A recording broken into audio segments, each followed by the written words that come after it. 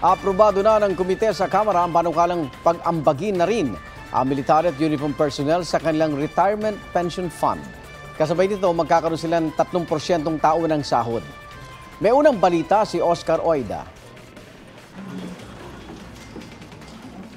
Lusot na sa House Ad Hoc Committee ang panukalang pension system para sa military at unipormadong personnel.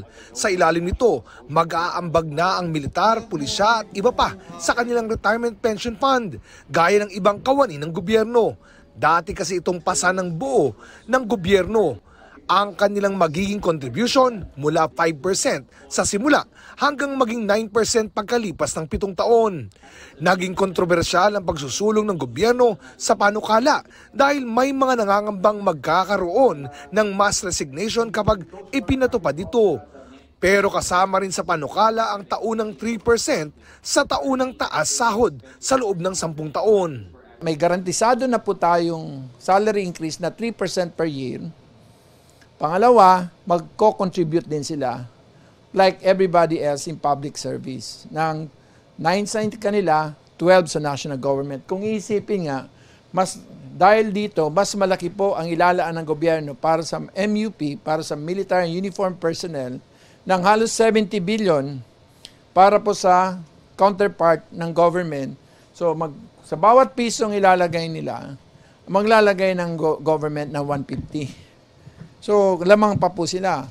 Ang takdang retirement age ay ginawa na rin 57 years old.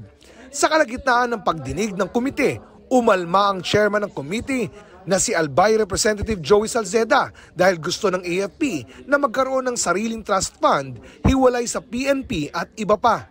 Naniniwala si Salceda na mas makakaigi kung gagawin na lamang isa ang trust fund. Yun na nga, sir, magkakaiba na naman ang investment policy dyan. I came from that industry and I know how funds work. Jesus Christ. It can go left and the right. Hold them upright, so clean and bright.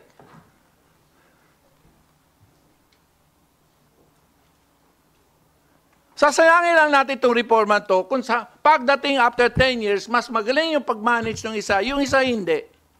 Sa huli, pumayag na rin si Salceda basta't magkapareho ng benepisyo ang AFP at ibang grupo ng unipormadong personnel.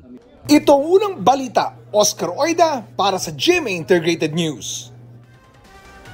Mga kapuso, para laging una sa mga balita, bisitahin at mag-subscribe sa GMA Integrated News sa YouTube. Sa mga kapuso abroad, samahan niyo kami sa GMA Pinoy TV at sa www.gmanews.tv.